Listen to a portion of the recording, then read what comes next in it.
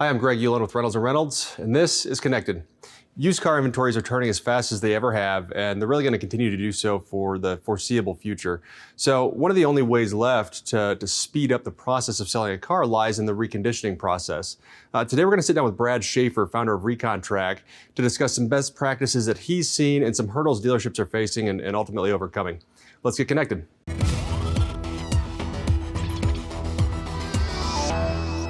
Brad Schaefer, founder of ReconTrack. Thanks for sitting down and talking. Thanks for having me. Yep, for sure. So Brad, we've talked a few times in the past, and we continue to be in this state where there's just low inventory supply, new and used, right, in both worlds, but high demand. So for dealers, the faster they can turn cars, the better they're going to have from a volume, the better outcomes they're going to have from a volume perspective, right? Sure. I mean, just that's the only way to do it. You're selling a car as soon as it's on the front line, so get them out there as fast as you can. One of the things I'm hoping that you can talk about a little bit, you get to talk to a lot of dealers. What are some of the bad habits that you see that dealers have gotten into over the course of time, no fault of their own, right, but over the course of time that have slowed down the recon process naturally? Lack of transparency is a lot of it. So there's people will trade in a car and put that car in the back of the shop and forget about that vehicle at times. The other things they'll do is they'll not blueprint that vehicle up front. So they trade in a vehicle, they know exactly when they appraise that vehicle, they know which scratches are there, what cup holders are broken. Yet they'll send that car to the back of the shop. They'll send it in for the inspection, and they'll allow the technicians to go get estimates on things they know they don't want to do. So it's important. We always preach that they blueprint that vehicle up front to give the technicians that path. So if the cup holder's broken, but it's an as-is vehicle, why waste your time? Looking up the labor times, getting part prices, maybe calling a junkyard. Get a good path of that right up front. Tell them what you want to do and what you don't want to do. It'll save a lot of time.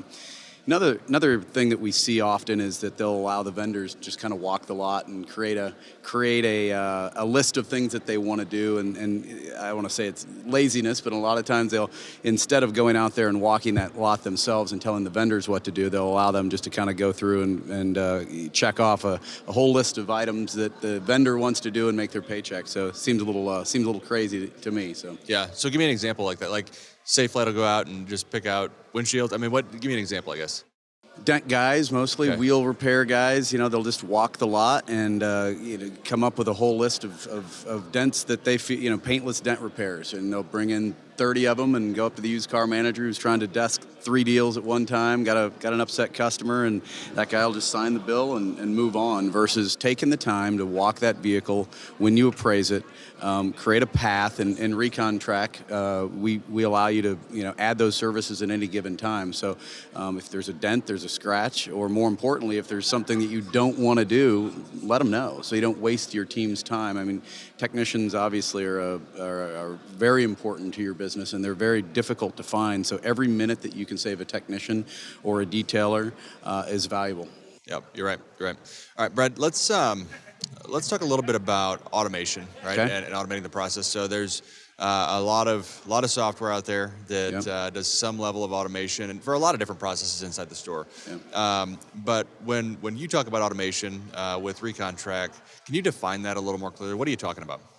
So, I've 30 years of retail. I looked at all the tools before I decided to build one, and I knew that there was a problem that it always took an internal person to manage the business, and I've been through a few of them, right? They get promoted, they leave the company, they get COVID, they go on vacation, and the process stops, right? You other tools in the market, whether it's your own built Excel spreadsheet, whatever you have, it takes a person to say that car is here, and then that person unassigns it over here and puts it over here, and I just felt that was always going to be a problem, because that person typically does a really good job, but every once in a while they make mistakes as well, and you lose vehicles. So, we designed this system to follow a path. The inspection drives the process. So you can have an as-is inspection that'll have a different path than a factory inspection.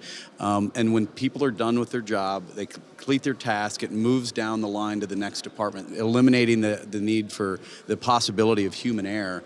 And so you can, if you add a body shop repair, it's going to have now a different path. If you add wheel repair, it'll have a different path. So it's completely automated. We call it kind of a hot potato, and it really drives the process to keep things moving without the use of an internal manager always having to be on top of things. Yeah, so for the end user, what impact does that have? So you talked about, somebody in the body shop or a technician or somebody in the parts department. What kind of impact does it have for the end user? We talk a lot about the impact on the overall efficiency of the dealership and the process, but what about the users, the people that are doing the work? Accuracy. Yeah. It's accurate, right? I mean, if there's no potential for human error, you're going to have accurate information. I mean, it's 3 buttons: active vehicles, sort it by the cars that haven't moved. You know exactly. We have dealers that. We have 16. We have one unique one. 16 dealerships funneling into one recon center. They have, at any given time, they have 1,000 cars on their dashboard. And where to even start, right? Within 3 clicks, active vehicles, sort it by the oldest that hasn't moved. You know exactly which cars you need to go focus on. So when you remove the human element and the manual moving of where that vehicle is, you're going to get more accurate data. And if you have more accurate data, you're going to have a better result of cycle time, frontline ready. Yep. No, that's good. That's good. All right, so Brad, we're sitting here. We're at NADA. There's thousands of dealers here. Yeah, thousands of dealers here. So somebody walks by the booth and they're not quite sold on Recon Track or just automating the reconditioning process in general. What's your pitch? What do you tell them? Have a seat. I mean, let me show you how we're different. I mean, there's a lot of things that we do different than our competitors. I mean, we eliminate cherry picking. I mean, our technicians aren't, they push a button and it assigns the highest priority vehicle. I mean, we have the ability to automate their process, to build it around their process. I mean, we spend a lot of time. There's no 2 stores the same. Our system is very customizable to fit your business, and hopefully, our consulting team is going to follow up with these stores every quarter as well, and make sure that we're helping them be the best that they can be. We've done hundreds of these, and we've seen what works. We've seen what doesn't. We always get a fight. People want to. It's amazing how we go into every store, and every time we hear the same thing, we're different. Right? I know you've seen a lot of stores, but we're different. And at the end of the day, we're still trying to get that car to the front line as fast as possible, and we can help those dealers do that better than anybody out there. Good.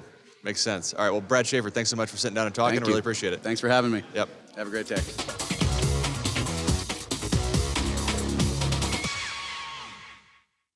Thanks so much for joining the conversation today. Before we hop off, don't forget you can watch or listen to episodes of Connected on YouTube, Apple, or Spotify podcasts. And make sure to hit subscribe so you're notified every other Wednesday when new episodes are released. Thanks so much, and we'll see you in 2 weeks.